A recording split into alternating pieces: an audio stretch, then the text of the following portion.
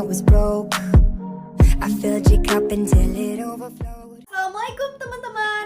Nah, kembali lagi sama aku Asratul Rahmi dari jurusan D4 Politeknik Negeri Padang. Nah, di sini aku akan menjelaskan tentang akuntansi, kelanjutan materi akuntansi manajemen, yaitu di sini aku akan bahas tentang penetapan harga transfer. Nah, aku ngambil sumbernya dari buku Hans Emawan, buku 1 edisi 8-nya. Dan sebelum aku mulai, teman-teman jangan lupa video ini untuk di-like ya. Terima kasih.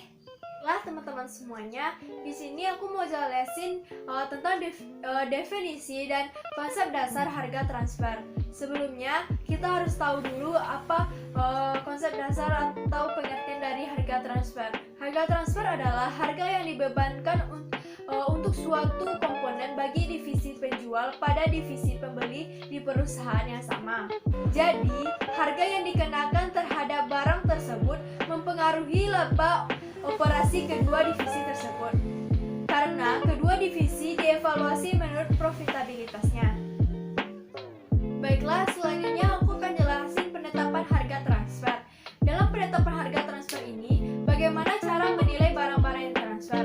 Nah, di sini ketika divisi-divisi diperlukan sebagai pusat pertanggungjawaban, divisi tersebut dievaluasi berdasarkan laba operasinya, pengembalian atas investasi, dan laba residu dari EVA. Jadi, nilai barang yang ditransfer merupakan pendapatan bagi divisi yang menjual dan biaya bagi divisi yang membelinya. Baiklah, selanjutnya aku akan jelasin dampak penetapan harga transfer terhadap divisi dan perusahaan secara keseluruhan. Ketika suatu divisi dari suatu perusahaan menjual pada divisi lain, kedua divisi tersebut dan perusahaan secara keseluruhan terkena pengaruhnya. Harga yang dikenakan untuk barang yang ditransfer mempengaruhi biaya divisi tersebut, sebagaimana juga dievaluasi dan kompensasi para manajer mereka dipengaruhi oleh harga transfer, karena berpengaruh terhadap ukuran kinerja berdasarkan laba dari kedua divisi tersebut. Baiklah, untuk materi selanjutnya aku akan jelasin yaitu kebijakan dalam penetapan harga transfer. Nah, di sini dalam penyusunan sebuah kebijakan penetapan harga transfer, kedua pandangan dari divisi penjual dan dari divisi pembeli.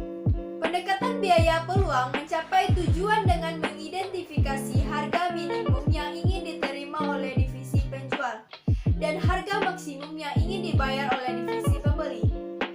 Harga-harga minimum dan maksimum tersebut sesuai dengan biaya peluang transfer internal.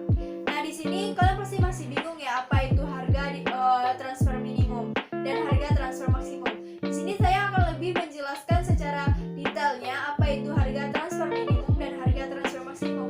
Harga transfer minimum adalah harga transfer yang akan membuat keadaan divisi penjual tidak menjadi lebih buruk jika barang yang dijual pada divisi internal daripada dijual pada pihak luar. Nah, sedangkan harga transfer maksimum adalah harga transfer yang akan membuat keadaan divisi pembeli tidak menjadi lebih buruk. Pendekatan biaya peluang menuntun divisi-divisi dalam menentukan saat yang tepat untuk melakukan transfer internal. Tepatnya, transfer internal sebaiknya dilakukan pada saat biaya peluang divisi penjual lebih rendah dari biaya peluang divisi pembeli. Baiklah, selanjutnya aku akan menjelaskan yaitu metode penetapan harga transfer. Metode yang pertama yaitu harga pasar adalah pendekatan terbaik untuk penetapan harga transfer, karena divisi penjual mampu menjual produknya pada harga pasar. Nah, transfer internal pada harga yang lebih rendah dari harga pasar akan mengakibatkan divisi tersebut merugi. Dan jika divisi pembeli yang selalu mampu membeli barang dengan harga pasar, mungkin ia juga tidak akan bersedia membayar lebih tinggi dari harga pasar untuk barang yang ditransfer secara internal. Untuk metode yang kedua yaitu harga transfer berdasarkan biaya. Kapan kita menggunakan harga transfer berdasarkan biaya ini? Jika harga pasar luar kerap tidak tersedia. Hal ini bisa terjadi karena produk yang akan ditransfer menggunakan desain hak paten yang dimiliki perusahaan induk. Untuk lebih jelasnya, teman-teman bisa lihat contoh yang ada di layar. Hal pertama yang akan kita lakukan yaitu mencari biaya penuhnya. Untuk mencari biaya penuh, bahan baku langsung ditambah tenaga kerja langsung ditambah overhead variabel dan ditambah overhead tetap. Jadi total semuanya yaitu 28. Dan yang diketahui selanjutnya yaitu asumsikan penetapan harga transfer sama dengan biaya plus yaitu 10%. Untuk mencari harga transfer yaitu biaya penuh ditambah 10% biaya plus dikali biaya penuh.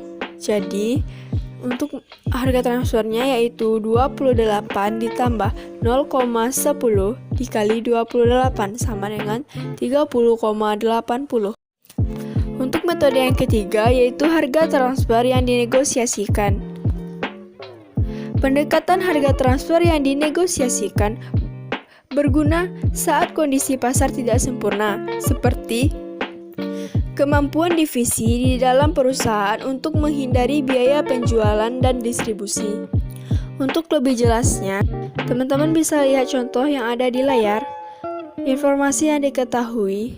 Jadi untuk mencari harga transfer minimumnya yaitu 50 harga pasar matras dikurang dengan komisi penjualan yaitu 45. Dan untuk harga transfer maksimumnya sama dengan harga pasar matras yaitu 50. Jadi setelah kita mencari harga transfer minimum dan harga transfer maksimumnya, pasti teman-teman masih nanya berapa harga transfernya.